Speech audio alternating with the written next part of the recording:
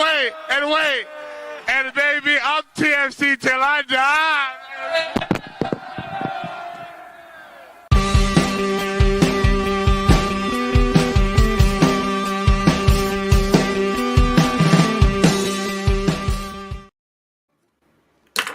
Last week on the show, we spent a lot of time discussing advanced analytics, but I don't think anyone expected how many goals we'd see this weekend in the Big Apple. My name is Mitchell Tierney.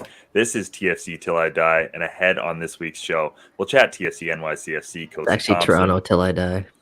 Oh, wow. There you go. Episode 1, baby. Episode 1, baby. Yeah. I had a great, like Toronto FC, I had a great first part of that intro, and then the second part just started slipping. But we will talk about that TFC NYCFC game, Kosi Thompson, Jesus Jimenez, Oso 300, and plenty more. But first, as always, it's Jeffrey P. Nesker. It's Michael Singh. How you boys doing this week? I did actually write Toronto Till I Die in my in my show notes here, but still. It's Josie's fault. It's always Josie's fault. You heard him speak, and then you immediately changed it around to TFC Until I Die. Yeah. Why don't we peel the curtain back and tell them exactly what our thought process was on that?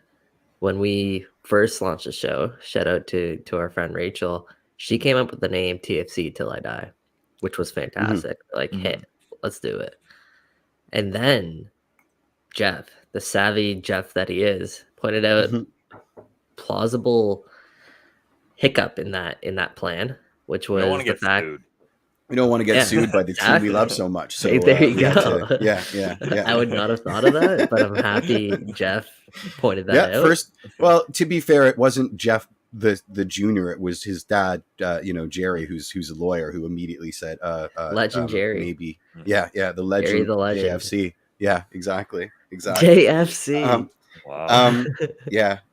Hey, look, he said TFC Till I Die. I'm allowed a bad joke too in the first 5 minutes. To take us back to what did we talk about, hotel bars last time? Is this going to be the for the intro now? Just complete tomfoolery. Yeah, true. We're spitting truths. I don't know, guys. I'm looking at the game stats. I'm trying to make sense of it. Mike and Sean did a tunnel club where they spent about an hour trying to make sense of it. Twitter's trying to make sense of it. You score 4 goals and lose. I mean, that was a wacky game, absolute wackiness. And I'm curious what you boys have to say about it.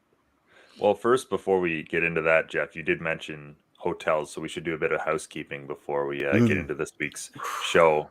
And that is, unfortunately, this is our last Tuesday together due to scheduling conflicts. But the show will now be live Thursdays at 3 p.m. Eastern. So same show, different name, different time. 3:30 3:30 Thursdays. 3:30. And yeah, that's simply because most of us are going outside again and have Mitch, you look confused. What did I say? 3. Did I say was 3? It 3:30? I swear is it 3 or 3:30? Oh, you said clean 3 p.m. Eastern. It's 3:30. Right. Just to be clear. 3:30. It's 3:30. I'm having a howler this week, boys. Well, like I said, we've got way more things to do now than sit in our houses and plan for lunchtime shows, as do most of our audiences. So this will allow more people to catch it, I presume. And for the people that don't catch it live, I mean, you're going to listen to it all the same. So there you go.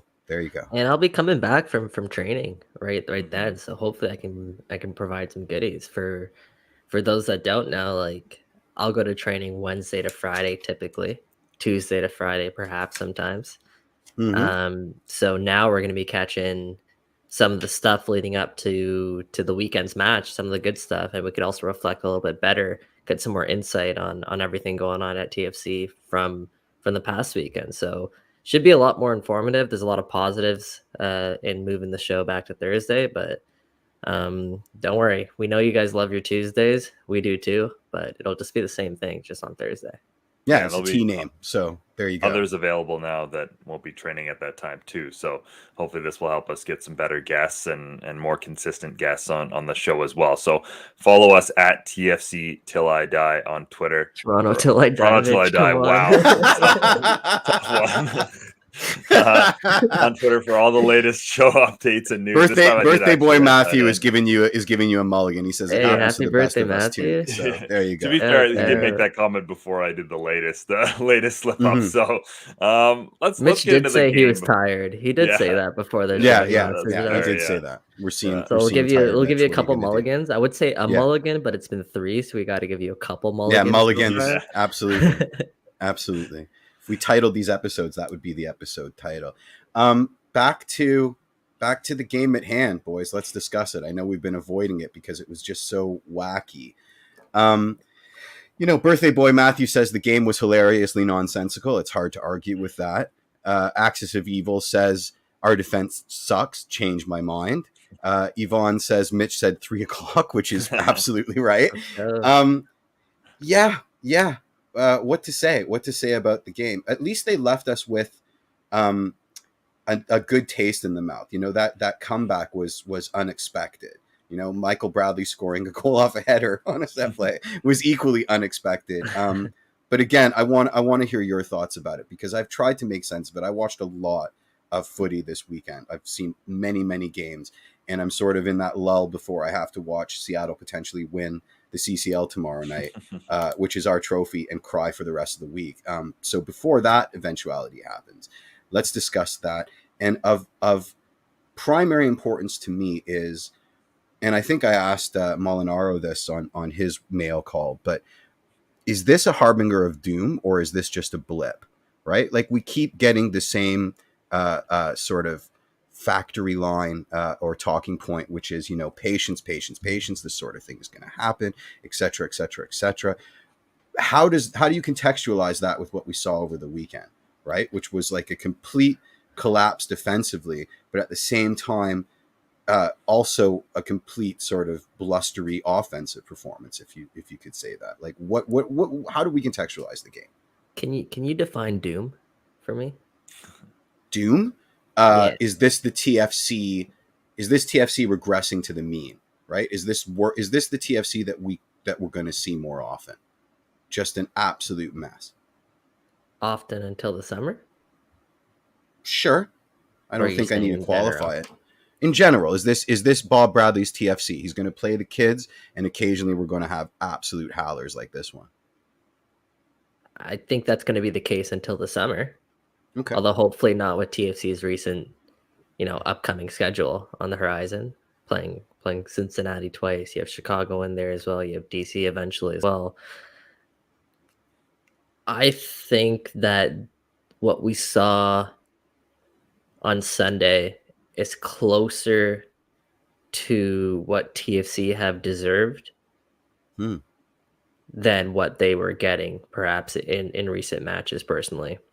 Like we said against that Philadelphia game, that game could have been 3-0, 2-0 within the first 10-15 minutes of the match. You think about this New York City game, if it's not for a couple fantastic saves by Alex Bono, like this game it's a high scoring game in the first 30 minutes. And then, you have those really great pieces of quality from Jesus Jimenez. And I got to shout out Kosi Thompson as well for the ball that he played on the second goal. Yeah. But those are goals that it's great that you score them, but there's such one-off chances that TFC had. Like it's clear that New York was the better team in this match. I think the 5-2 scoreline probably would have justified the end result a little bit better. Just justified sort of the overall performance of both teams in the match. And I think, again, we won't dive into it too much, but if you look at the expected goals against. I knew it was coming. TFC were the anomaly there in terms of they were outperforming what was expected of them. So, as we've said so many times on this show, TFC is playing with house money right now. And any sort of result that they're getting against a caliber side like New York, like Philly, that's money they take to the bank, because this team is, as I said last week, it's stage one of what I think is supposed to be like a 4-stage type of process here. And we're still in 5th place in the Eastern Conference, and don't think anyone expected TFC to be here through 8 matches. So you look at their schedule now that's upcoming, and they're in a really good position 8 matches into the season. And I think if TFC can find a way to hover around, finish in a playoff spot by the time July 1st comes around, I think there's going to be a lot of people within that club that are going to be really happy with the outcome heading into the second half, I want to say, but it's not really a half. It's more than a half of the year. Mm-hmm. Yeah. Mitch? Those expected goals, 4.3 to 1.1 for New York City, by the way. So obviously it's pretty clear which team deserved the result. Even on at that day. halftime. Yeah, at halftime it was like 2.1 to 0.4 or something like that. Jeez.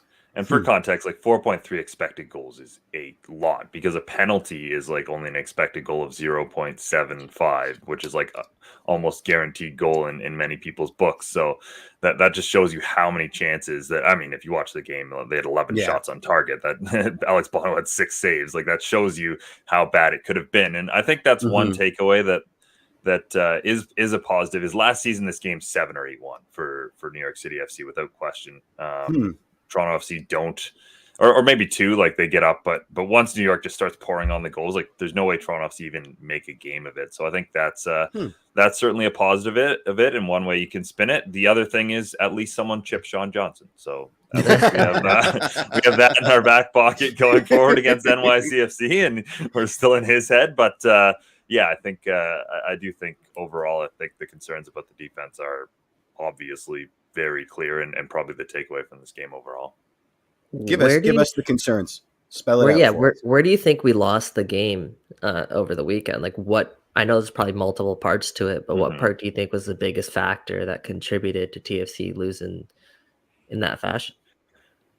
I don't know if there's a biggest factor. Like, I think it broke down on multiple different areas there, and I think, that's why I say defense and not backline, because I think we need to key in on the team defense as a whole, because I thought a lot of the moments started with just careless giveaways, or Pozuelo or Osorio or Bradley just not picking out a good pass that allowed Toronto FC to get out of trouble. And obviously you have to have those attacking players in positions to receive those passes, which I don't think they were nearly enough. So I think that it starts with that, and then bleeds out from there. Neither young fullback had a great game defensively. They both got scorched, and New York took big time opportunities to overload both of those sides and make it trouble there. And I think there's still a lot of questions to be asked about what Toronto FC is doing in the middle of defense in terms of the chemistry between the 2 or the 3 that they play. Mavinga and Salcedo still just don't look like they have chemistry together, and they both try and do the same thing, and then the teams expose that. And O'Neill's and then there's not zone. Yeah, exactly. Yeah, O'Neill's not quick enough, or he's a solid enough defender, but if you're exposing him, he's going to get beat. So I think he got exposed. And he did get exposed a lot. So I think there's a lot of questions to be asked about that. But again, like I said, that's why we have to make this defense not backline, because defense is a team concept. For sure. Would you say we lost every battle? The midfield battle, the battle in terms of penetrating runs into our defensive zone, all of that stuff? Yeah, I mean, pretty much it was it was as dominating of a performance as a 1 goal deficit, like 9-goal game can be for NYCFC. They looked great in that match, and Toronto FC had their moments, certainly, but we scored 4 goals. I mean, we keep I keep wanting to bring that back up, right? Like we and a lot of it was at the death, right? Like we had a real push in that last game, game phase. Can't we take that as a positive, right? Like or was it just that New York was coasting by that point because they had such a lead and they let a bunch of soft goals in? Cautiously, I'd say, like, it's great that they showed the fight and the heart towards the end of the match, but 2 of those goals came in the last 5-10 minutes of the match and offset pieces, which is great. It's not something TFC were fantastic at accomplishing last season. I don't think they might have scored 1 goal off a corner. I don't think they might have scored 0 goals off a corner last season. Let's just pretend it was 0 because it sounds better. But yeah, great to see DeAndre Kerr kind of get into the mix there. I thought he was a positive, and I think he has been a positive the last couple of games. He seems to have shaken off his slow start to the year and is starting to come into his own. Kosi Thompson, again, I mentioned, I got to give him a shout because, yeah, he does look Everybody's like giving him a shout, man. The chat is because Cozy stands right now. He does look like he's a real player. I'm not sure if right wing back is his future. I think he does get exposed a lot there, and I don't think he has necessarily the recovery speed that a Marshall Ruddy or Schaffelberg has to kind of make up for that. And wow, told you guys I'm having. Mitch just broke his house. Yeah, that's Mulligan. That's Mulligan number 4, Mitch. I'm keeping count. What are you looking for, T? What's going on back there? I don't know. I just knocked over some picture frames that were randomly on this side table. Cool story. That's so funny. Nice. Yeah, but if you put Thompson next to O'Neal there, I mean that's where you could get exposed there in terms of pace. That wasn't the only problem, of course, over the weekend. I mean, I think the biggest problem was if you're playing 5 at the back, you shouldn't be getting beat that easily. Particularly on the outsides, on the wings. It felt like all New York had to do was sort of shift play, and they found an opening. And when you're playing 5 across, that should never, ever be the case. So I think that was a question mark. And for me, as you mentioned, Mitch, it is absolutely a team game, but they do need to, and they need to improve that back line. Particularly, you can't get away with, we love our guy Schaff. We gave him a lot of props last week. We love Jaquil Marshall-Ruddy. But you're not going to get away this whole season with playing those guys as your fullbacks if you want to compete against the best teams in the league. And they will address this. I know that, but it's something that I think they need to take a big upgrade at, especially if they want to be contending. So they will, as I've mentioned a couple of times. And that's why I'm okay today sitting here and being like, I want to see what Schaff's like next time out. And I want to see what Kosi or Caden Chung look like at right back there. I know a lot of people are calling for Schaff's head, but this is growing pains. This is why we stress play the kids. They're going to have their ups and downs. And okay, Schaff had a down game, but he's also had plenty of up games. So let's see what happens next week. I keep coming back to this. Is it a down game? Because they lost, but they also scored 4 goals. You know what I mean? Like definitely a down game defensively. No doubt. I mean, as we're working it out, but that's what I keep struggling with. And the other thing that I struggle with is that I think people are giving NYCFC far too much respect. You know, people are like, "Oh man, and New York City FC are such a good team." They can be good. They're maddeningly inconsistent. You know, sometimes they have great games, sometimes they have absolute screaming howlers. So, you know, to me, that was in the middle of a Champions League run, right? We know what that has done. Like Pravinga, I spoke to Chris about it before the New York match, and he said himself that he knows exactly what it's like to play in the Champions League and then play in the league. Your focus is not on the league. It's so tough to accomplish both. And they made a deep run. They lost to the Seattle Sounders in the semifinals there. So the last 2 matches they've played, they've scored 11 goals combined against Real Salt Lake too, by the way, who looked a lot better than us than when we played them last time as well. So truth. So they are starting to kind of round into form. Tati Castellanos is starting to round into form. He had no goals before last week. Now he's up to 5 goals all of a sudden. So I would say watch out for New York. I think on paper they're one of the best teams in the league, and if they're just focusing on the league, they could be another threat to watch this year. Interesting. That Castellanos nutmeg and then flick pass was one of the nastiest things. Bradley it was pretty filthy. That was disgusting. It was pretty filthy. Yeah. We got a question from the gallery, and it's Axis again. Are they regretting loaning out Auro? And I think, Mike, this is a question tailor-made for you to answer. It's a good question. It's something that I've thought about quite often, but Auro was never about the caliber of player that he was It was, as I've touched on in the past, it was kind of like an attitude thing. Let's say. Mhm. He perhaps wouldn't have been as bought in here as what Bob Bradley was asking for, and thus the move away. Would And they you got be to a, go. Mhm. You got to go at that point, right? Like there's, absolutely? so We talked about Bradley, how cutthroat he has been, and that was necessary after last yeah. season. Mhm. Would they be in a better position if Auro was here? I don't necessarily think they're not at a bad, but they're fifth in the Eastern Conference. Mhm. Mhm. Would Marshall Ruddy or Kosi Thompson, would they have gotten the minutes they're getting right now if Auro was Exactly. still here? No. So yeah, to Yeah. answer the question, I don't think they are regretting loaning out Auro, which is surprising because after losing Richie Larea, you think that losing Auro as well would be kind of a big hit, but it really Yeah. hasn't been as big of a hit as we have, and we got to credit TFC for that.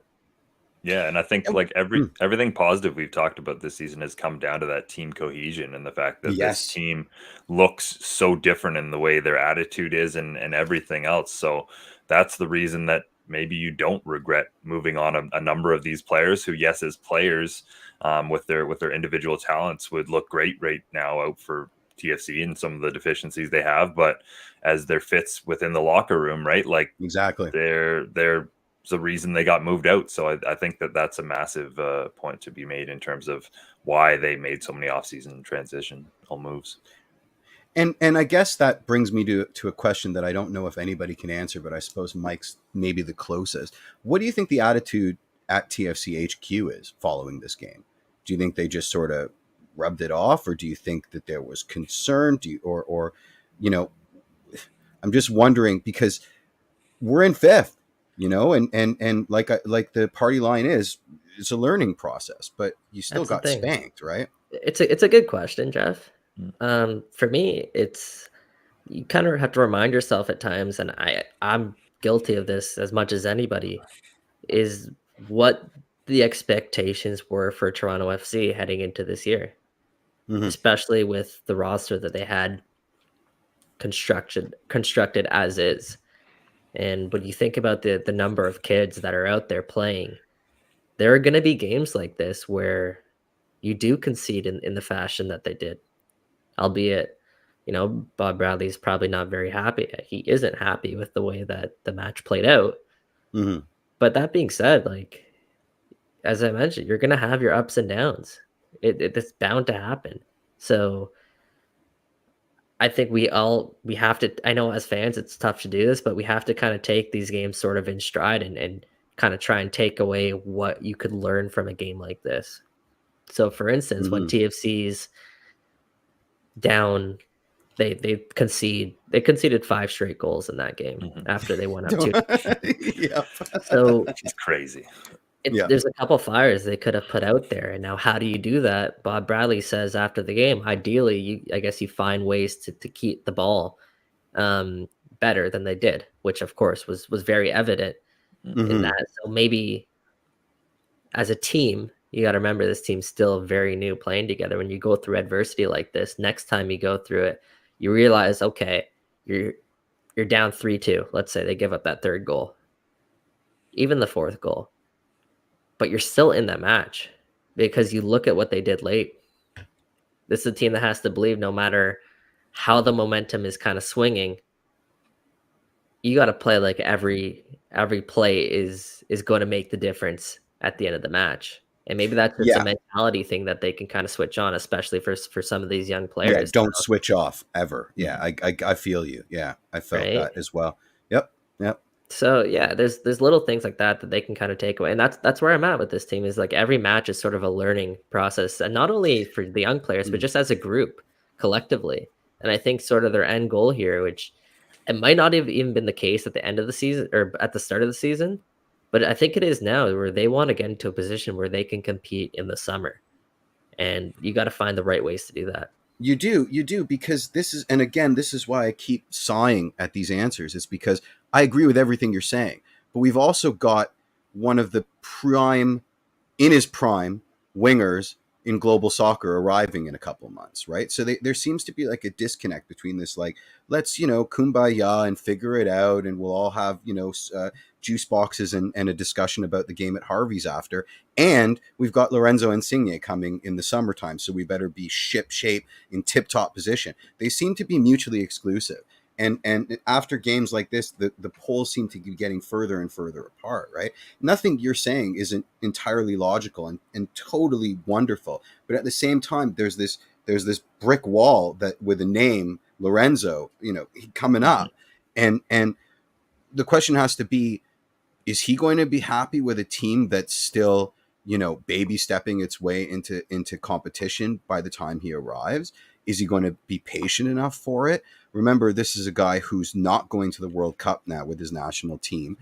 It's staring down another 4 years of potentially not being able to go again. Is he going to be? Napoli's not exactly world beaters right now. Are we expecting too much of the guy to come here and have the patience of like a Zen monk? While Schaffelberg, gets scorched on the left hand side, or betray, like it's not just Lorenzo coming in though, Jeff. Yeah, no, like, I know, but we have to remember that part of it too, right? Yeah. This team isn't just going to be transformed. I mean, it might, but it's not just going to be transformed by Lorenzo Insigne. I hope not, because that's a lot to ask of anybody. It's going to be a couple pieces that this team want. They accumulated so much salary cap space for this reason, and it is to put together a competitive side when Insigne comes. And these minutes now that Kosi, that Schaff, that Luca Petrasso, DeAndre Kerr, all these guys, the minutes that they're getting is going to benefit them long term, and not just long term. I think it's going to benefit them come the summertime, because it's no longer throwing a 19-year-old DeAndre Kerr out there for his debut when they need to. He's now going to be understanding what the pace of play of MLS is like, and he's going to be doing it playing meaningful minutes, and that's just going to bode well for a lot of these guys moving forward when you do need them as depth pieces. Realistically, ideally, a player like Luca Petrasso, who's fantastic, although I think he has maybe the last 2 weeks maybe plateaued a little bit from where he started off. But this is a guy who's probably not going to be a starter on a competitive MLS team at this point in his career. But you bring a guy off Luca Petrasso off the bench, and now you're talking about guys like a serious MLS squad that's not just 15 players deep. You're talking about a squad that could be 20, 22 players deep. And then what an asset for an organization like Toronto that is, to be able to have a quality starting 11.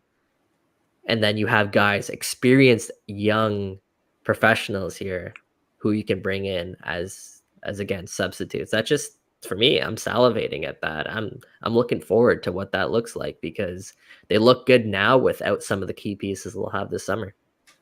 The other good news is that the Insigne part of the field, which is the attack, is looking significantly better. Obviously, the underlying numbers, they once again significantly outperform them, but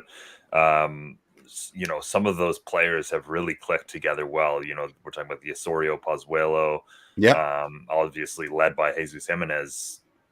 Transitional moments there, like there's so much quality and cohesion there that we didn't see at really any point last season from Toronto FC's attack. So that is a massive step in the right direction, I think, for Toronto FC. Is it maybe short-sighted to expect all these young kids to be okay with getting meaningful minutes now and then get consigned to TFC2 duty and the occasional substitution later? I mean, these are ambitious, like soccer players are ambitious. They want to, they all want to play for Barcelona. Well, Barcelona in a decade ago, but is that a reasonable expectation? I realize that they're professionals and you have to be professional and you take your chances when they come, but they're also human beings. And right now they've been treated to like being out in the shop window, getting these meaningful minutes, having their friends and family in the stands, getting talked about by idiots like us on a Tuesday or a Thursday, and then suddenly that all goes away, right? And we're like, Lorenzo. I have to imagine that that's going to have a knock-on effect of them. Like, it's all sunny and wonderful on paper, but once these guys stop getting playing time, and I'm not even mentioning, don't they get rusty?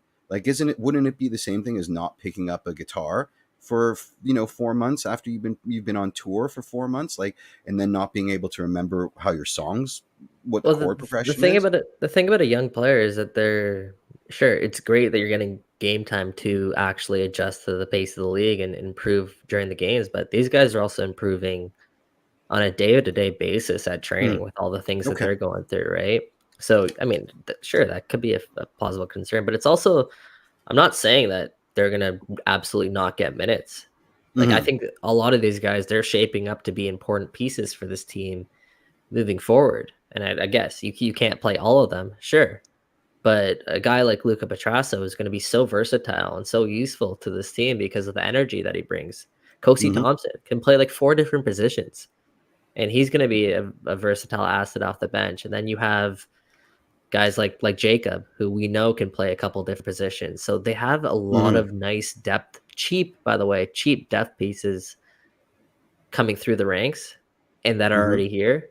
So that way you can go and you can swing for higher profile players that are more expensive because you do have those cheap pieces. You no longer have to spend. If I'm one of the players that Mike's now just called a cheap death piece 3 times, I'm like, I want to leave TFC immediately. What's MLS Next Pro doing? Well, right it's now? just the reality of the salary cap situation.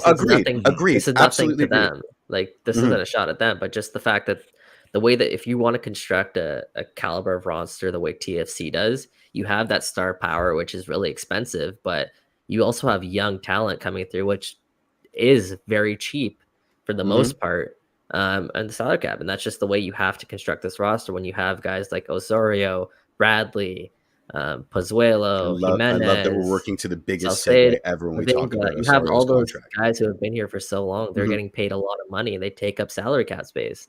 You add in 1, 2, 3 more pieces along those types of players, of those caliber of players, then you have to fill out the rest of your roster with cheaper assets. And usually those players don't have much experience. But with what the TFC are doing right now, it's That's a very signing good players point. who have game experience. So I think it's a long-term vision that this team is going out and doing every week. So it's tough to go by game basis and sort of pick this team apart because again, I keep saying it, they're going to have these downs. Aaron asked a really good question because you're not getting 20 million for JMR in January if he's getting cameo appearances July to October. And I think, but who said he's getting cameo appearances? JMR is the guy that I think he's kind of the exception of the young players, right? He's the guy that this team holds head over heels. I guess out of the young guys, a tier above. He's a tier above, Thompsons, exactly. Yeah. Okay. But at the same time, like I also don't think that this team's getting 20 million for JMR, just based on what other teams have gotten for some of their star players. So it's an interesting storyline to watch. What did NYCFC want for Tati Castellanos that they didn't end up selling him? They wanted about 20 million, or was it a little more than that? When they were shopping him in the off season, I think I heard 20 million. They still are listening on those offers. He could be gone in the summer, but yeah, maybe it's something like that. And I think he just turned 23. I want to say. Oh wow, that's a Golden Boot winner. So that's maybe yeah. a good, wow, good I didn't know he was measuring that young. there. I thought he was post 25. I didn't know he was under 25. Aaron asked another really good question, and I want to make sure we address it before we move on. And it's, they brought in 3 new CBs over the winter. The youngest is 27. How many more veteran center backs do they need? Well, I mean, veterans. I don't know if you can necessarily define that's so like you can't just put them under one box there. Like a veteran, like if you bring in a veteran from Serie A, that's a completely different veteran than a Shane O'Neill is, for example. I think it's more so a caliber of player there. So it's not necessarily about the age of a center back you're bringing in at this point. I think it's about caliber and something to definitely keep an eye on this summer. Yeah. Okay, I'm going to extend his question. So if you have unlimited money, do you get a Shane O'Neill or do you get Crescito, even though he's not a center back? I'm trying to think of the really famous Italian center back because all we do is buy Italian. He can play center back, but Crescito 10 times out of 10, right? Really? Am I wrong? We won an MLS Cup off the back of Drew Moore, who's never seen played in Serie A in his lifetime. Drew Moore is not Shane O'Neill though. Shane O'Neill's not Drew Moore. Okay. Drew Moore was an all-star defender. He was one of the best center backs in the league, and we acquired him coming off some pretty good seasons there. Shane O'Neill's never played a full season as a starter in MLS. What's the name of the Italian defender that's probably retiring soon? Ancient, but he's really, really good center back. Chiellini. There we go. Yeah. Him or Walker Zimmerman? I mean, for the age, really. Yeah. Wow. I say that because I think the quality of Serie A in Italy is so much better right now than MLS. And I think we're Canadian soccer fans, and we can kind of forget about that a little bit because of the rise of the game here in MLS. But at the end of the day, I think the quality of the game is just so much better overseas right now than it is. But they may have a long adjustment period, whereas Walker Zimmerman is an MLS lifer and can walk in and can Walker Zimmerman in, if you pardon the. It's an interesting debate, man. Yeah. But Chiellini was one of the best defenders in the world. I'm not doubting that. He's unbelievable. He's never going to be talked about in that sort of light ever. True. So True. I think the real question here is how many goals would TFC have conceded against North Macedonia? But one point I did want to make that I think is something we're certainly learning, and something we've learned throughout the history of Toronto FC and probably soccer in general, is that it is just harder to build the defensive side of the game than the attacking side of the game. Like, you can't play hero ball in defensive football. You can have these one-off moments like we see from Chris Mavinga or Salcedo sometimes, where you make that big tackle and you make that big play. But you have to be consistent and be on for, the remaining 89 minutes of that game. Whereas you're an attacker like Jesus Jimenez, you do one chip and one other play, and you're a hero forever. Yeah. So I do think there's more work to be done on the defensive side of football. And we've seen that for TFC, obviously 2015 to 2017, the biggest evolution was not their attacking play, which was always pretty good. It was how well they were as a team structurally and defensively. So I think that's something we need to watch them work. Do you think this is a problem with MLS because of the DP rule and because attackers are the sexy purchase? And so as we keep spending more TAM and GAM and all of that stuff, and DP and filling TP slots on attackers, we're not really concentrating as a league on the defense. And so we end up with games that are 5-4 all the time, or 6, whatever the RSL game was. Or do you think it's a TFC issue? I think that's actually gotten better from a league standpoint. Like, I do think amazing. We have a DP center back.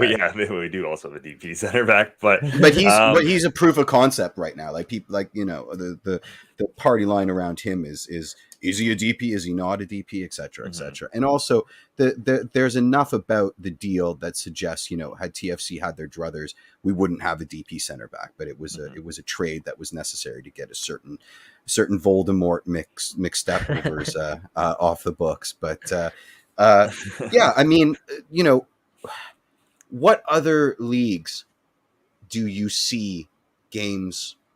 Track meets us a goal fest like what we witnessed over the weekend. Well, for me, like I said, it's not the back line. When you're defending the entire match, it's tough to defend. It just simply is. They're not just defending, like you're defending like serious threats over and over and over and over Absolutely. again.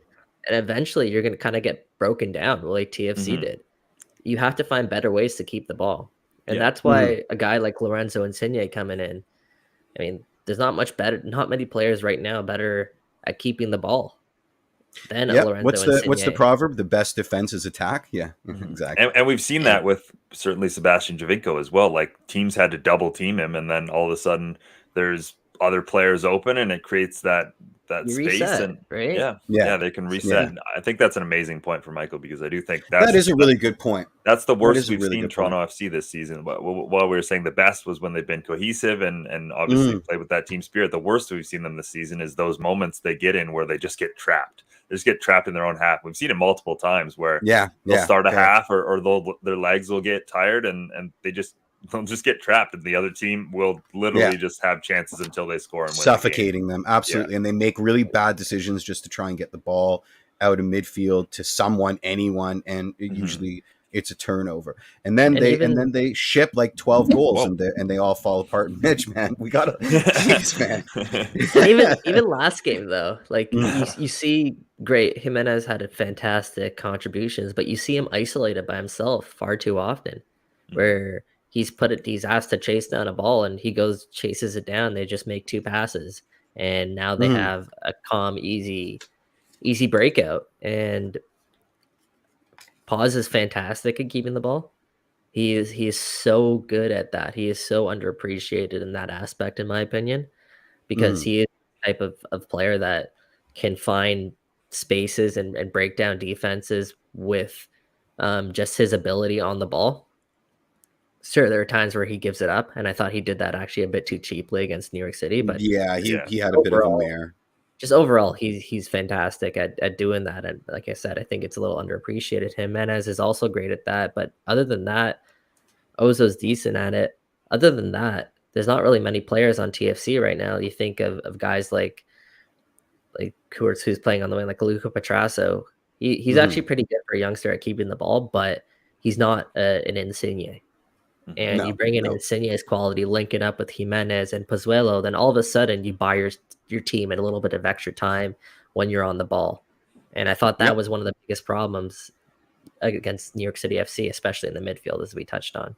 I think almost one of the biggest issues we saw in that game was the way they scored that second goal TFC did, because they just kept trying that home run pass to Jesus Jimenez after. I think that was one of the plays that I distinctly remember the most. It was maybe the 47th minute to start the second half, and Pozuelo gets the ball at the top of his own box in so much space that he could have ran into or maintained the ball there, and tries to play Jesus Jimenez, who's in a 1-on-2. And that was kind of the way we saw the second half play out. Was they tried that way too many times where it wasn't on. Yeah, always. The panicked Hail Mary, absolutely. Yeah, and he's not the fastest striker either. No, he's not. That's not his strength. That's not how we've seen him score goals this season. Mostly, other than that. Yeah. Axis has a great point again, and it's TFC have had games where they dominated ball possession and still get killed on the counter. No clean sheets, and Bono has been pretty good. It was one game. Sorry, Red Axis. Bulls. Sorry, Michael's not feeling it. Sorry, buddy. It was one game. There's no other game they got killed. If you take away the Red Bulls and NYCFC match recently, TFC have conceded 8 goals in 6 games.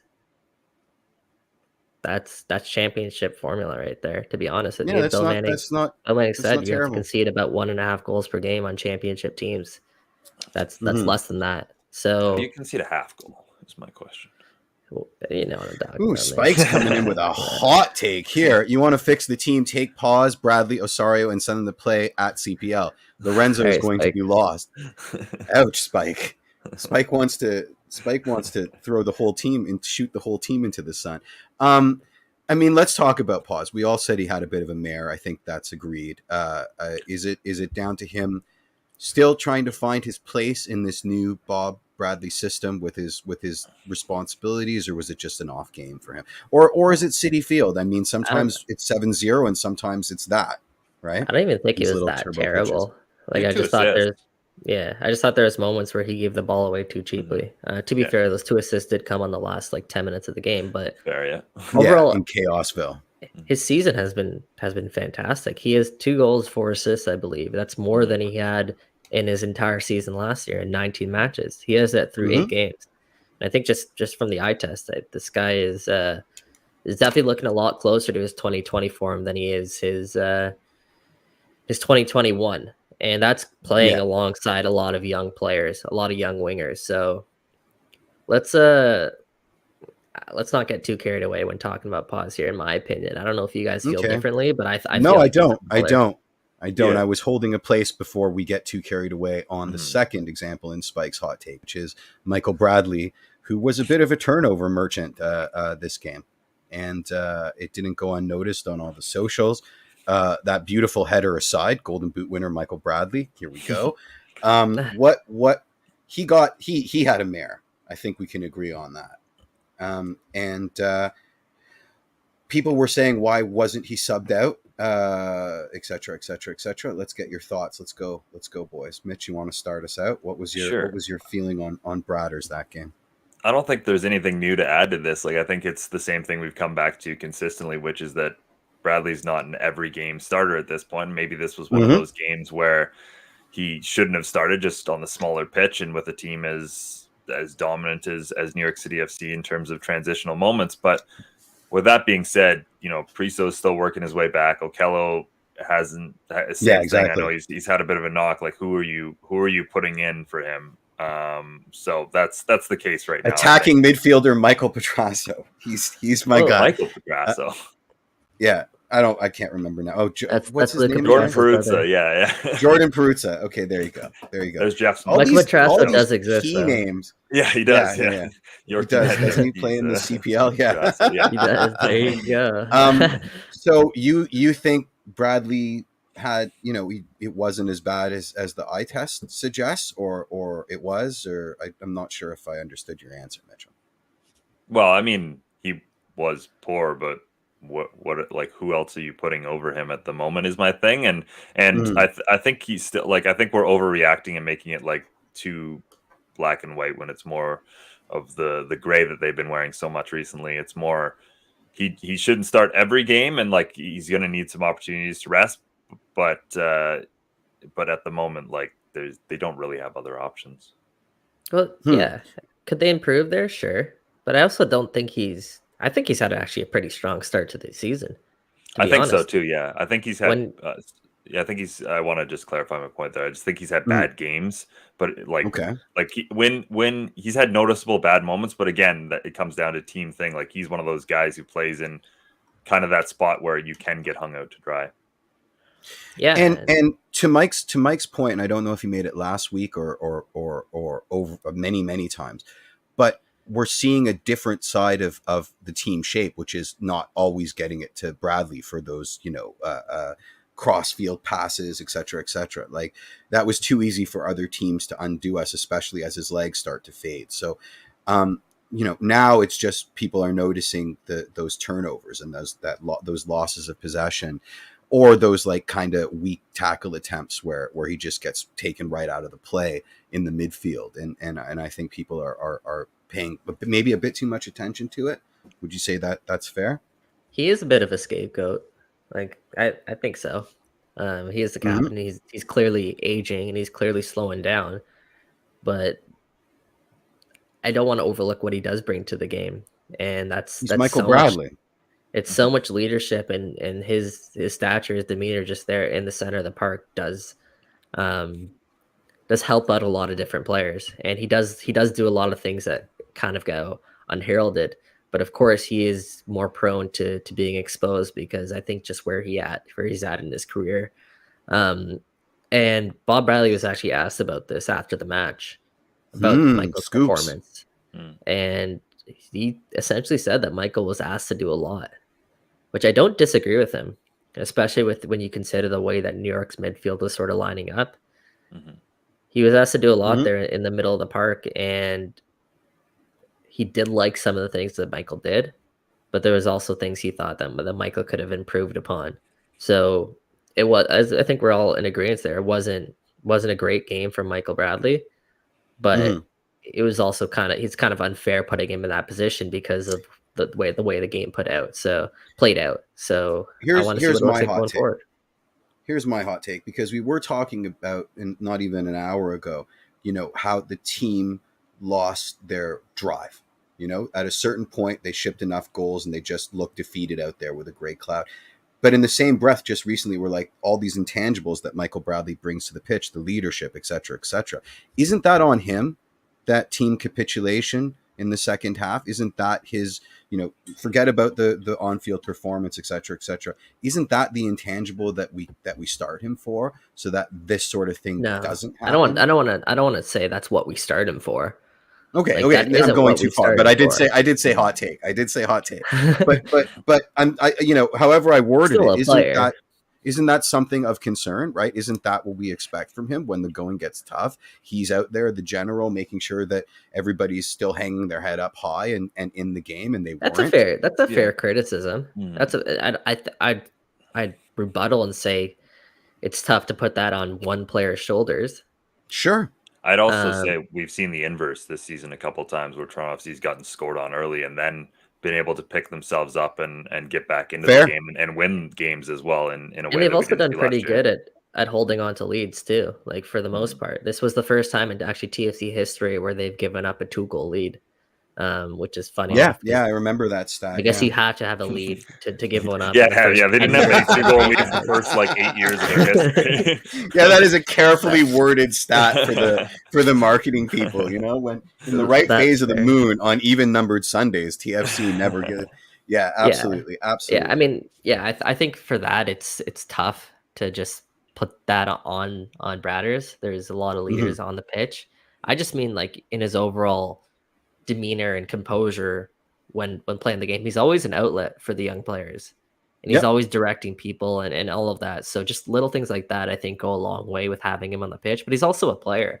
Like don't get me wrong, like Bradley's still he's a guy baller. who Absolutely. you don't want to go into a tackle with. He's still a guy who, again, is, albeit he's lost a step, but he's still an engine in the middle of the park for TFC, and he does a lot of things that a guy like Marco Delgado, for example, last season, or not last season, but years leading up to last season, he did a lot of positive things that people overlook, and I think Bradley's kind of playing that role with TFC.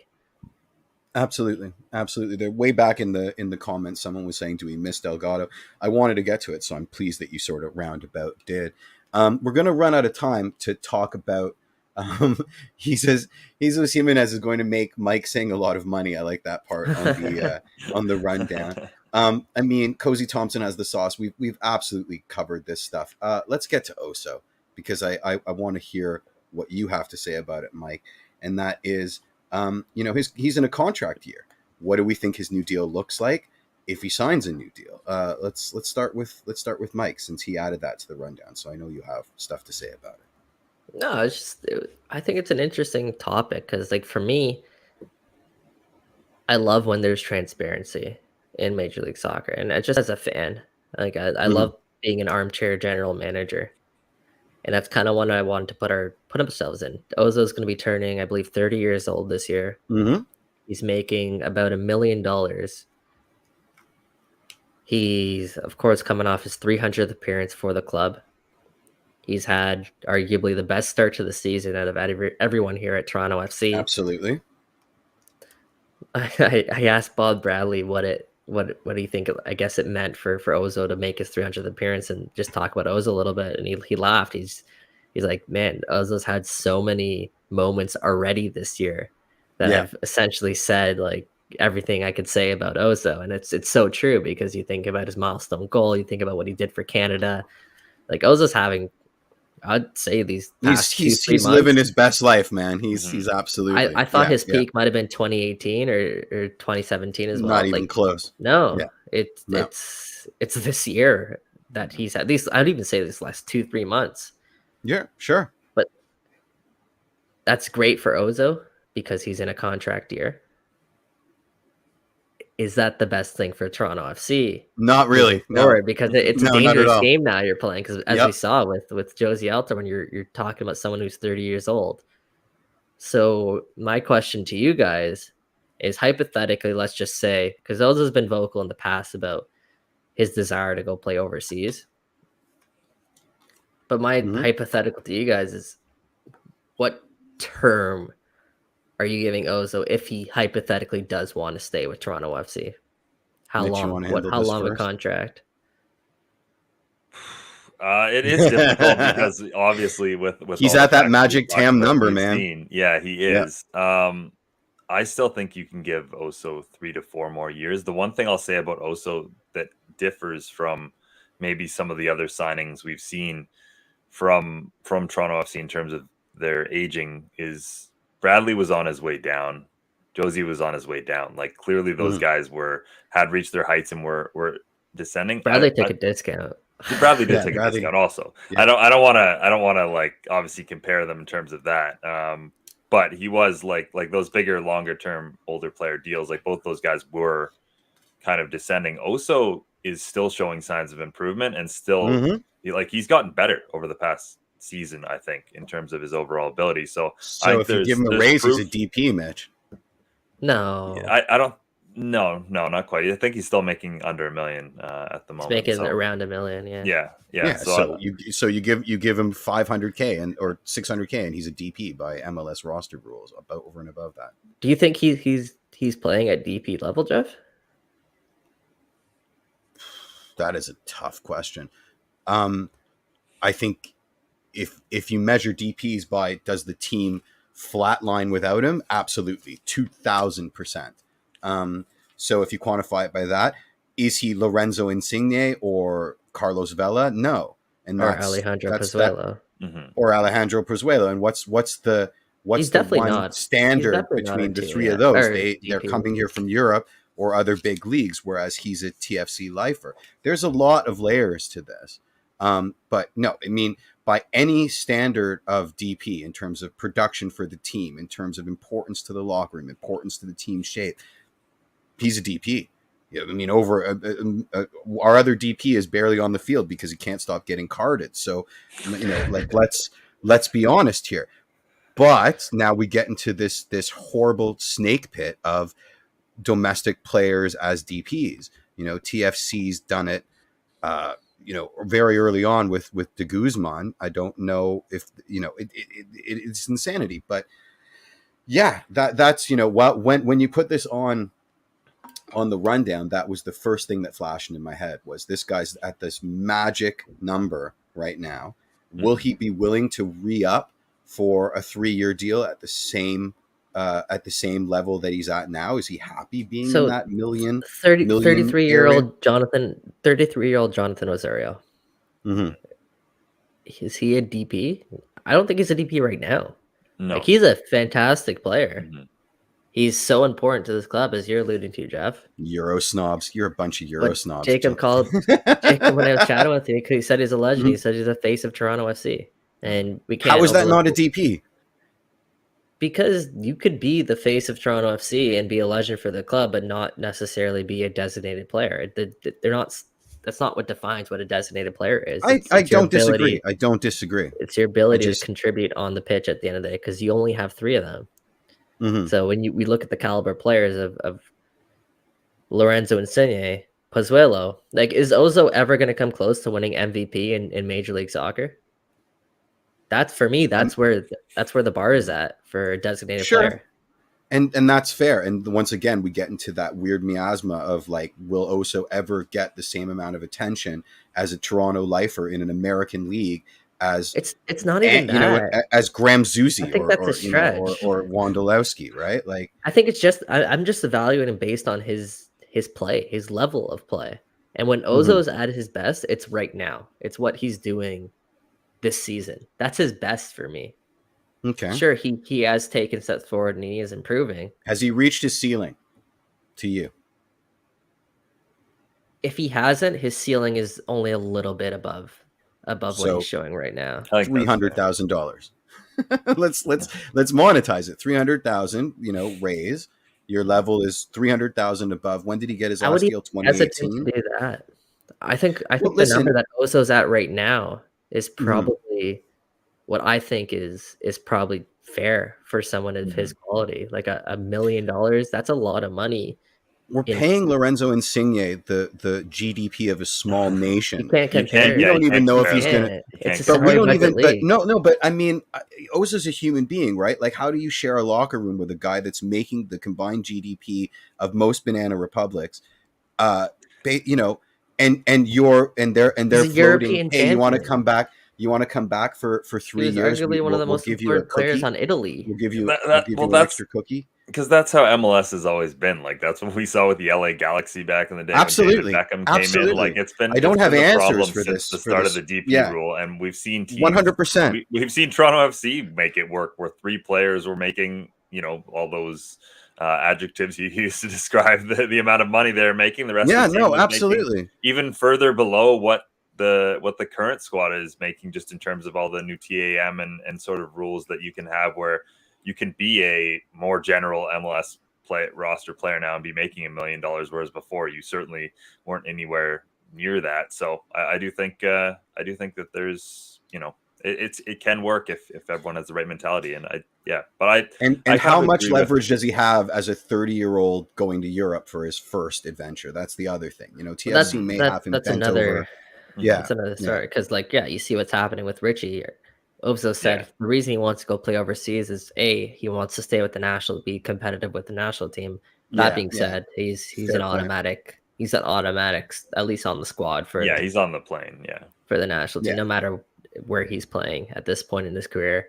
The second point to that is you look at Richie and you see, does he want to go over to Nottingham Forest or a team like a championship side and play once every 5 matches? Look at Miguel Almiron, the shining star of MLS transfers for a bunch of times. You notice that MLS doesn't talk about Almiron at Newcastle anymore because he maybe plays 5 minutes every 6 months, right? So with what he's accomplishing here in Toronto, there's a very strong argument to be made that his best career, when you look at it, is his legacy.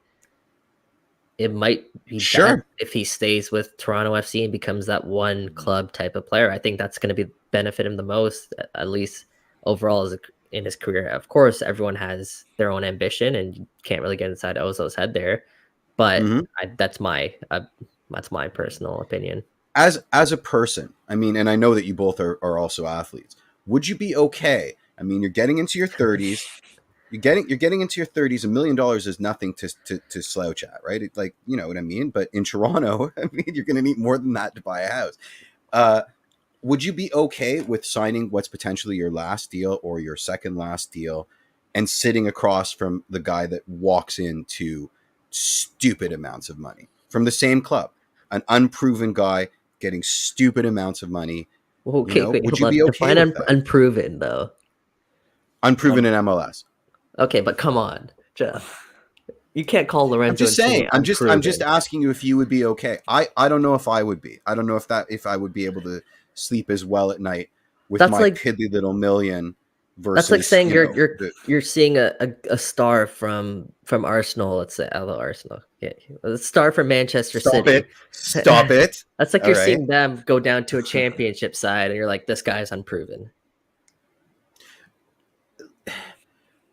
This is a guy who won the European Championship with Italy. Sure. But at the same time, you know, if there's one thing that I've noticed about soccer players when they get on the other side of 30, especially family guys, is that they start thinking about their futures. You know, like I've got to bank as much as I possibly can off my diminishing returns.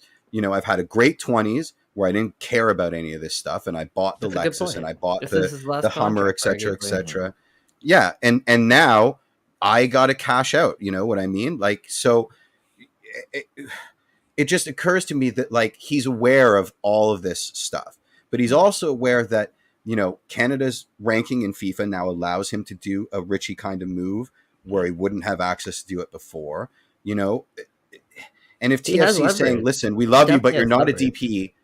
We love you, but you're not a DP. You'll never be a DP with us. How's an extra $300,000?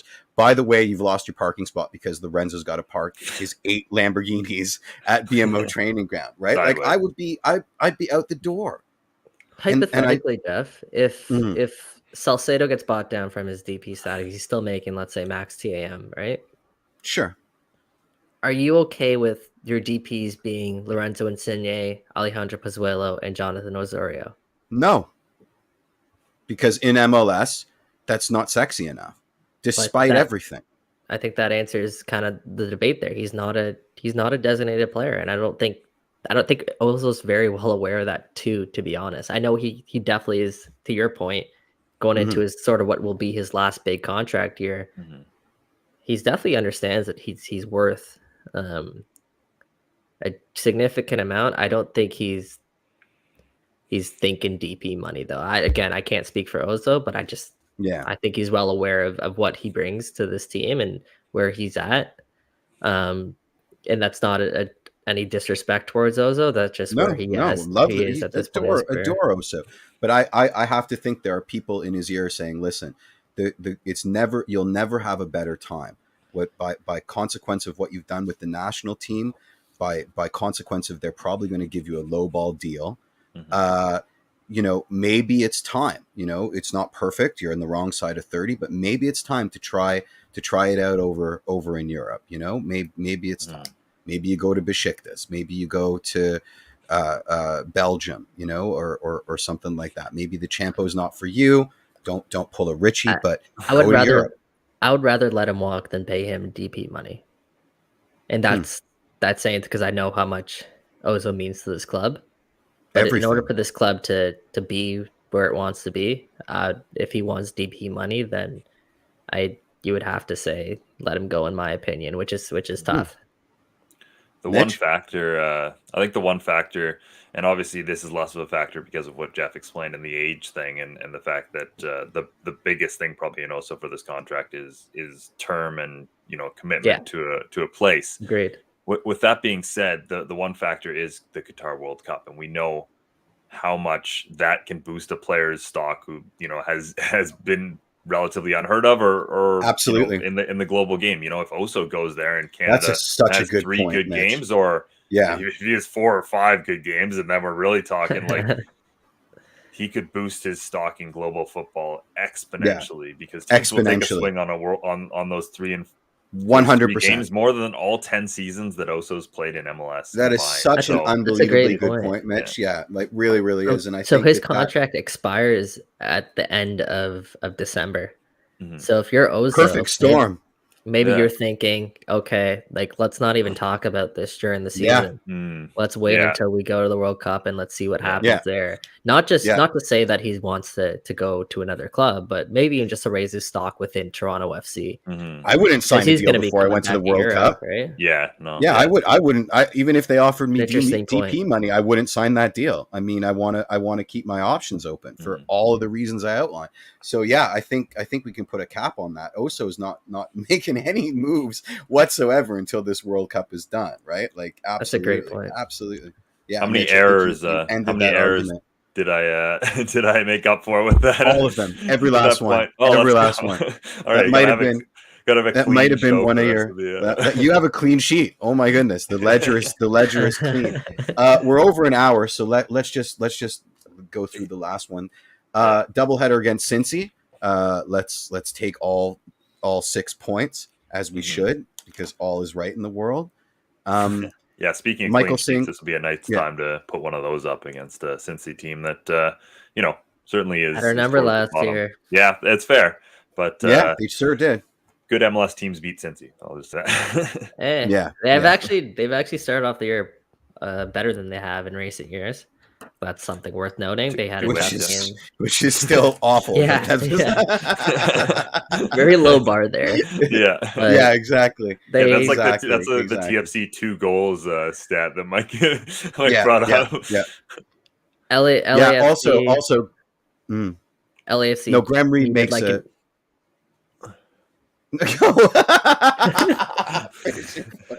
LAFC Mike's going. 86-minute winner, I believe it was, to beat Cincinnati on Sunday, and that's the best team right now in Major League Soccer. So something worth noting. Something else worth noting. We get a doubleheader. We get TFC and TFC2 at BMO Field at the weekend, which is absolutely amazing. There won't be a Ben Spencer, so I'm not going to enjoy it as much as the last doubleheaders when TFC 2 played, because I love me some Ben Spencer, but it's going to be a fun day. So pace yourself, everybody. Don't get too wasted at the TFC game. Save some for the TFC2 game. Michael, injury report. I'm not going to roll the clip because I'm going to make a new one for Toronto Till I Die. But let's end it with a little bit of the old Michael Singh injury report. Any news? Any scoops?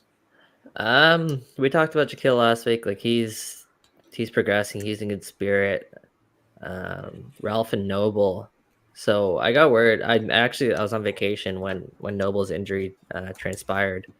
But I got word that he's a little bit behind Ralph Priso, who we saw actually out at training. He wasn't with team training, but he's on the side doing some work. So nice. That is like calf injury. So hopefully he can work his way back from that sooner. I imagine they're not going to rush him back, but it would be nice to get them back. Absolutely. Other than that, they're fairly healthy. I can't think of anyone else who would be a question mark on that team, which is, I mean, again, we spent a lot of time last year criticizing them for not being able to stay healthy. I mean, this year, come on, this is fantastic, and this is what they need to continue to be competitive here until July. Absolutely. I was on my phone there, just Googling the old Ben Spencer. Just was wondering what he was up to. He retired. Free agent. He retired. Yeah. I think he retired. I remember an Insta post where he did the flounce post dance. Yeah. Anyway, he most recently played under Landon Donovan at San Diego Loyal, so he's still been in the game, but apparently he's retired. Nobody plays under Ben Spencer. You play. Everybody plays under Ben Spencer because he's 40,000 feet tall. It's time to go. If anyone needs a reason to watch TFC 2, stick around for the game. 2 words: Hugo Mbong, Ralph Priest's brother. Yeah, I believe he has 5 goals in 3 games. Unbelievable. 16-year-old. He's the youngest player on that team, and he is going to be a stud. He's been training with the first team almost every session since California. So he went with them to California. He's been training with them almost every day, and man, this guy is the real deal. So stick around and watch him. And just a lot of those youngsters, like we saw Temi Antonaglu make his debut for TFC. It's the guy we've talked about actually a pretty decent amount on this show. He finally made his debut. He plays for TFC 2. Another guy to watch out for, Adam Perlman, a center back, 17 years old. They just signed him, and he got that call up to TFC not too long ago. Kobe Franklin's another one. Love him. This TFC 2 team has talent, so stick around and see if you guys can put on your scouting hat and see if you can come up with a player or two that you like. Yeah, in the chat, bring up some TFC 2 players. Come back with some TFC 2 shouts.